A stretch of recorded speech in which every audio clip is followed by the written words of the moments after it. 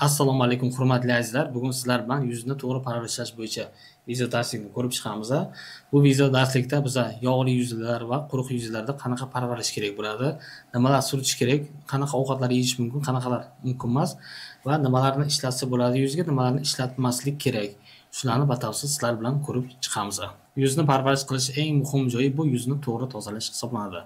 Agar sizning yuzingiz yog'li bo'layotgan bo'lsa va bu yuzni qanday qilib yuvishni bilmayotgan bo'lsangiz, qanaqa umvolkalardan foydalanishni bilmayotgan bo'lsangiz, men hozir sizga tavsiyalarni beraman.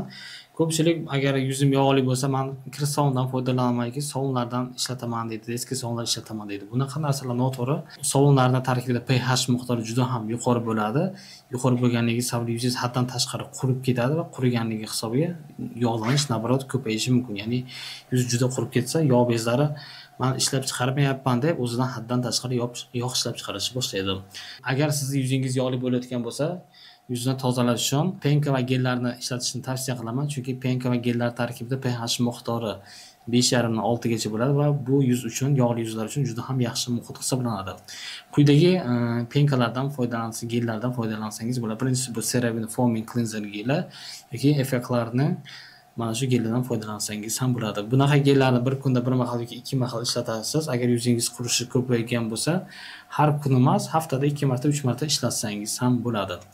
Agar sizning yuzingiz quruq bo'layotgan bo'lsa, bunaqa quruq yuzlarga molochkolik kremlardan foydalansangiz bo'ladi. Mana shu CeraVe'ni maxsus Hydrating Cleanser degan umvolkasi bor. Tonigi bor, mana shundan foydalansangiz ham bo'ladi. Bu narsa yuzingizni haddan tashqari qurib ketishini oldini oladi va o'rtacha miqdorda yuzingizni tozalaydi. Yoki bo'lmasam Bioderma Atoderm degan kremi bor. Mana shundan ham yuzingizni yuvish uchun foydalansangiz bo'ladi, agar yuzingiz sizni quruq bo'layotgan bo'lsa.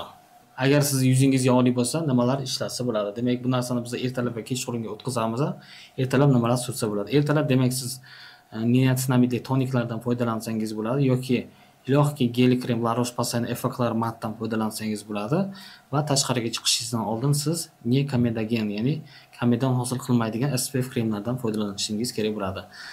Ko'pchiligimizda xato qilib arzon SPF kremlarni ishlatamiz, ya'ni bozordan, ko'chalardan 50 ming, 60 ming, 100 mingga SPF kremlar olamiz. Unaqa narsalarni ishlatmaslikni men tavsiya qilaman, chunki agar siz yuzingiz yog'li bo'layotgan bo'lsa, siz arzon SPF kremlarni ishlatsangiz, ularning ichida maxsus silikonlar bo'ladi. Uni surtganingizdan keyin u yuzda plyonka hosil qiladi va plyonka hosil bo'lgandan keyin yog'lar teridan tashqariga chiqishi qiyinlashib, sizda komedogenli ugrilar paydo bo'lishi mumkin. O'shaning uchun bunaqa narsalardan foydalanmang. Bu narsalarni ertalabdan qilasiz. Demak, ertalab yaxshi bir SPF, sifatli SPF olasiz. Bioderma SPFlarni olsangiz ham bo'ladi. Kechga demak, losyonlardan foydalansangiz bo'ladi. Ya'ni salitsilli kislotali losyonlardan yoki diferin gellardan va sinkli va niacinamidli gellardan ham foydalansangiz bo'ladi. Agar siz ayol kishi bo'lsangiz va siz kunduzi makiyaj qilib yursangiz, makiyaj qilishda agar siz yuzingiz yog'li bo'lsa, gidrofilli masladan foydalanmang. Chunki gidrofilli masla bu yog'li konsistensiya hisoblanadi. To'g'ri, makiyajni zo'r tozalab beradi, lekin u ham yog'li bo'lganligi sababli komedon hosil qilishga ega. Bunaqa holatlarda siz birinchi o'rinda o'sha misellarni vada bilan tozalab artgandan keyin penkada yaxshilab yuvib tashlashingiz kerak bo'ladi. O'sha misellarni vada ham qolib ketmasligi kerak bo'ladi. Mana shunaqa uxotlardan foydalansangiz bo'ladi. Agar sizning yuzingiz yog'li bo'layotgan bo'lsa, demak ertalabga siz termalni vadalardan, ya'ni yuzni tinchlantiruvchi losyonlardan foydalanishingiz mumkin hamda ulajlanishli krem, ya'ni CeraVe'ni Moisturizing degan krem bor, o'shandan foydalanishingiz mumkin yoki Bepanthen kremdan ham ishlatishingiz mumkin.